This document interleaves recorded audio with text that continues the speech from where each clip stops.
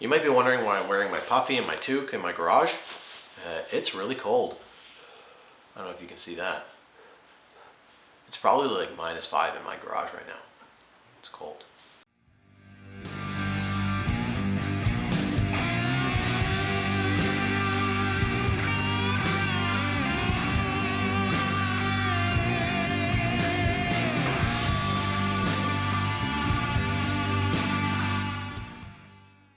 Hey guys, welcome back. In this episode, I'm going to talk about a couple of safety tips that are going to help keep you safe when you're kayaking out in this cold, cold winter weather. Tip number 1, wear your PFD. It's important. Tip number 2, seriously, wear your PFD. It will save your life. And that goes for the summertime too, or any time of year. If you're out on your kayak, wear your PFD. But specifically, in the cold weather, it very well will save your life. It very well will save your life. It will save your life in the cold weather. 1, it's going to keep you from drowning. And 2, if you fall in the water and you start swallowing and inhaling that really, really cold water, it's going to drastically increase the speed at which hypothermia occurs. And then you're going to die. 3rd, if you can't perform a self-recovery, at least if you're wearing your PFD, it will keep you from drowning long enough so that maybe you can swim to shore or get a hold of somebody on your phone, or if you're like a radio or something, whatever means of communication you have, a whistle, something to let people know that you're in the water and you can't get out of the water. The PFD is going to help you, because once you get cold, and it will literally happen within minutes. If you're in the icy, icy cold water, your body's going to lock up, so it's really important that you're wearing your PFD. That leads me into number 3, and that is practice your self-recovery, but not in the wintertime. The wintertime is not when you want to practice being in the water and trying to get back in your kayak. You want to do that in the summertime or even in the fall as it's starting to cool down. Sometime that hypothermia is not going to set in within minutes during your practice. It's really important. Self-recovery is really, really, really important. I mean, realistically speaking, if you're out on a lake at this time of year, there's no boats around. Nobody's going to be out on their boat.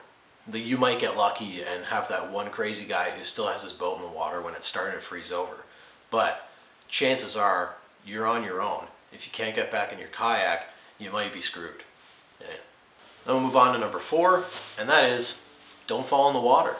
It sounds really obvious, but seriously, if you're going kayaking this time of year, just don't take risks. If it's just blowing a gale, or if there's just something with the weather or something with the conditions that are kind of sketchy, just don't go.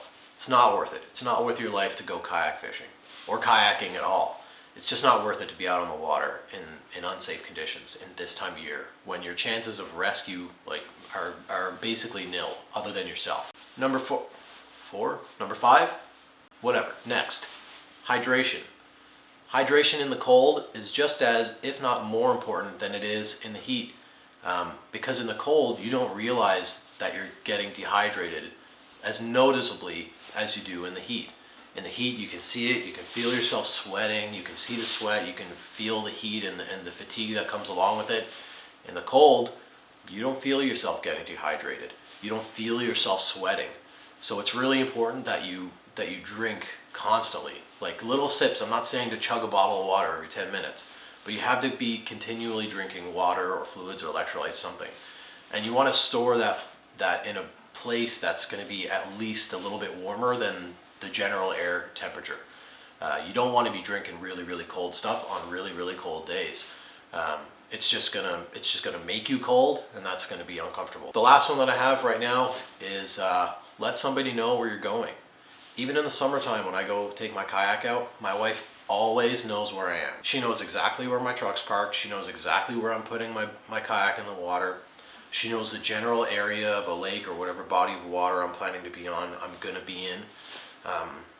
That way, if, I don't know, something happens and I don't check in for a while, or she doesn't hear from me, or she can't get a hold of me, and a few hours have passed and she thinks maybe something went wrong, she's got a general idea of where I am so that she can come look for me, or she can call 911, or somebody can come look for me in that area. It's always a good idea to let somebody know where you're going to be, where you're planning on being, and all those details.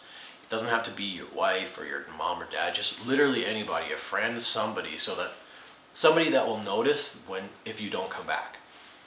That's really it. Those are just a couple of quick tips. It's not all of them, but really just be safe if you're still kayaking in this weather. That's it for this video. Thanks for watching. Don't forget to subscribe. See you guys in the next one. Bye-bye. Oh, and I almost forgot. If you've got any other safety tips that I didn't cover for kayaking in this cold weather, leave a comment below. Let other people know. Don't hoard that knowledge. You might save somebody's life with a tip. Who knows? So let me know. Let everybody know. Thanks. Bye.